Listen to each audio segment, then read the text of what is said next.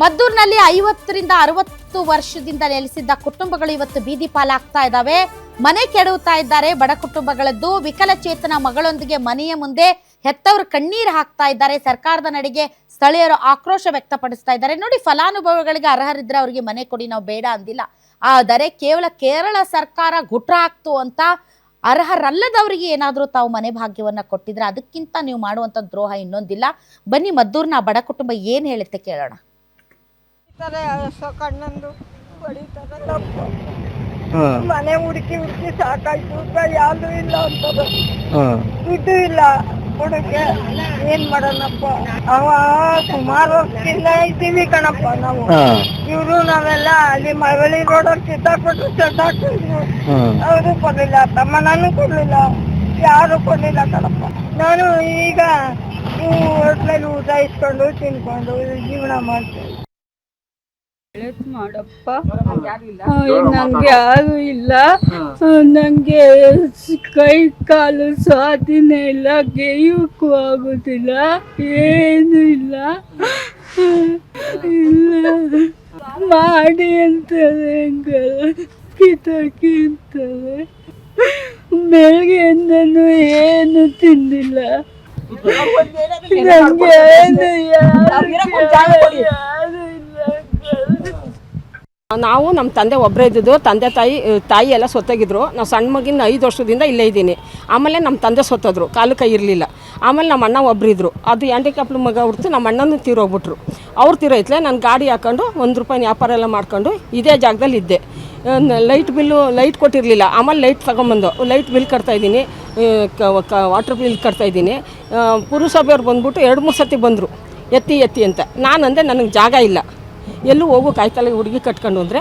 ಅದಕ್ಕೆ ನಾವೇನು ಮಾಡೋಕ್ಕಾಯ್ತದೆ, ಇದು ಗೌರ್ಮೆಂಟ್ ಜಾಗ, ತೆಗ್ದಾಕ್ರಮ್ಮ ಎತ್ತಾಕಿ. ನೀವು ಎತ್ತಿಲ್ಲ ಅಂದರೆ ನಾನು ಎತ್ತೆಸಿತೀನಿ. ನಾನು ಎಲ್ಲಿಗೆ ಹೋಗಲಿ, ಮಡಿಕೆಗಳು ತಗೊಂಡು ಪಾತ್ರೆ ತಗೊಂಡು ಊಟ ಇಲ್ಲ. ನನಗೀಗ 60-70 ವರ್ಷ ಆಯ್ತದೆ. ಆ ಹುಡುಗಿ ಜೀವನ ಕಟ್ಕೊಂಡು ನಾನು ಎಲ್ಲಿಗೆ ಹೋಗಲಿ, ನನಗೆ ವಯಸ್ಸು. ದಯವಿಟ್ಟು ಮಂಡ್ಯ ಪುರಸಭೆ ಅಧಿಕಾರಿಗಳು ಸ್ವಲ್ಪ ಮಾನವೀಯತೆಯಿಂದ ವರ್ತಿಸಿದ್ರೆ ಚೆನ್ನಾಗಿರುತ್ತೆ ಅಂತ ಅನಿಸುತ್ತೆ.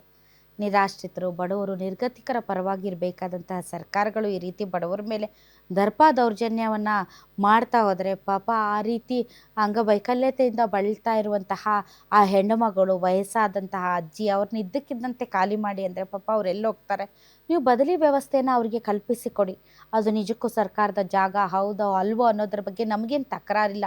ಒಂದು ವೇಳೆ ಅದು ಸರ್ಕಾರಿ ಜಾಗ ಆಗಿದ್ದಿದ್ದರೆ ಇಂತಹ ಪರಿಸ್ಥಿತಿಯಲ್ಲಿ ಅವ್ರನ್ನ ಬೀದಿಗೆ ಬಿಸಾಕೋದು ಅದು ಒಳ್ಳೆಯ ಆಡಳಿತದ ಲಕ್ಷಣ ಅಲ್ಲ.